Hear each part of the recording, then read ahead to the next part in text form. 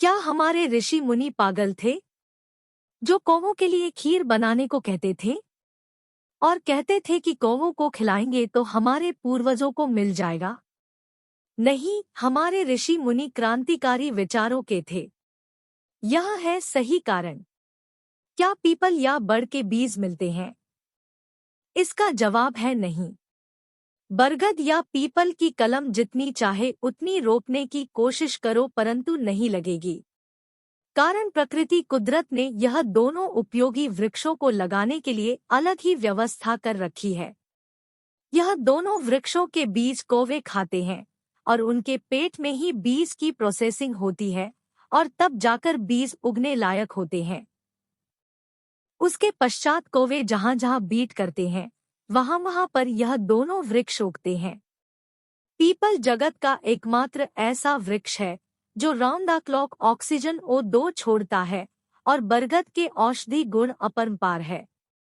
देखो, अगर यह दोनों वृक्षों को उगाना है तो बिना कौवे की मदद से संभव नहीं है, इसलिए कौवे को बचाना पड़ेगा। और यह होगा कैसे?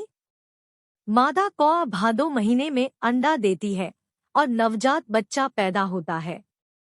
तो इस नई पीढ़ी के उपयोगी पक्षी को पौष्टिक और भरपूर आहार मिलना जरूरी है। इसलिए ऋषिमुनियों ने कौवों के नवजात बच्चों के लिए हर छत पर श्राद्ध के रूप में पौष्टिक आहार की व्यवस्था कर दी, जिससे कि कौवों की नई जनरेशन का पालन पोषण हो जाए। इसलिए दिमाग को दौड़ाए बिना श्राद्ध करना प्रकृति के रक्षण के लिए नितांत आवश्यक है। ध्यान रखना, जब भी बरगद और पीपल के पेड़ को देखो तो अपने पूर्वज तो याद आएंगे ही, क्योंकि उन्होंने श्राद्ध दिया था, इसीलिए यह दोनों उपयोगी पेड़ हम देख रहे हैं। सनातन धर्म पे उंगली उठाने वालों, पहले सनातन धर्म को जानो फिर उस पर उंगली उठाओ। जब आपका विज्ञान नहीं था तब हमारे सनातन धर्म को पता था कि किस बीमारी का इलाज क्या है, कौन सी चीज खाने लायक है, कौन सी नहीं।